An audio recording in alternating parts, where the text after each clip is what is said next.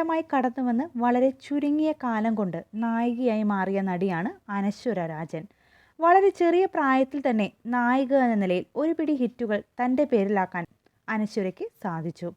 മലയാളത്തിലെ യുവനായികമാരിൽ പ്രധാനിയാണ് അനശ്വര. ഇന്ന് മലയാളത്തിനു പുറമെ തമിഴിലും ബോളിവുഡിലുമെല്ലാം അനശ്വര അഭിനയിച്ചു കഴിഞ്ഞു.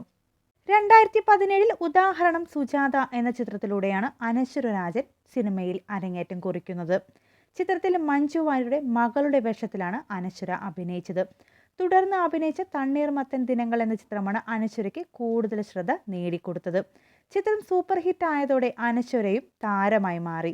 പിന്നീട് സൂപ്പർ ശരണ്യ, പ്രണയവിലാസം എന്നിങ്ങനെ ഒരു പിടി ശ്രദ്ധേയമായ പല സിനിമകളുടെയും ഭാഗമാകാനും അനശ്വരയ്ക്ക് സാധിച്ചു. നേരെയാണ് അനശ്വരയുടെ ഏറ്റവും പുതിയ ചിത്രം.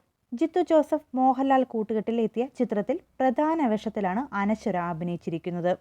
നേര് തിയേറ്ററുകളിൽ മികച്ച പ്രതികരണങ്ങൾ നേടി പ്രദർശനം തുടരുമ്പോൾ സോഷ്യൽ മീഡിയയിൽ ചർച്ചയാകുന്നത് അനശ്വരയാണ്. അനശ്വരയുടെ കരിയർ ബെസ്റ്റാണ് നേരിലെ സാറ എന്നാണ് സിനിമ കണ്ടവർ പറയുന്നത്. മുൻവിധികളെ മാറ്റിയെഴുതുന്ന തരത്തിൽ വളരെ പക്വതയോടെയുള്ള അഭിനയമാണ് അനശ്വര കാഴ്ചവെച്ചിരിക്കുന്നത്. നേരത്തെ അഭിനയത്തിൻ്റെ പേരിൽ ഒരുപാട് വിമർശനങ്ങൾ കേട്ടിട്ടുള്ള നടിയാണ് അനശ്വര രാജൻ. അതിനൊക്കെ മറുപടിയായാണ് അനശ്വരയുടെ നേരിൽ പ്രകടനമെന്നാണ് ആരാധകർ പറയുന്നത്. തണ്ണീർമത്തനിൽ നിന്നും നേരിലേക്ക് എത്തി നിൽക്കുമ്പോൾ വ്യക്തിപരമായി ഒരുപാട് മാറ്റങ്ങൾ തനിക്ക് വന്നിട്ടുണ്ടെന്നാണ് അനശ്വര അഭിമുഖത്തിൽ പറയുന്നത്. ഒരുപാട് നല്ല മാറ്റങ്ങൾ സിനിമയിൽ എത്തിയ ശേഷം തനിക്ക് ഉണ്ടായിട്ടുണ്ടെന്നാണ് അനശ്വര പറയുന്നത്. ഒരുപാട് കാര്യങ്ങൾ പഠിക്കാനും പഠിച്ചു എന്നതിനപ്പുറം ഒരുപാട് കാര്യങ്ങൾ അൺലേൺ ചെയ്യാനും സാധിച്ചു.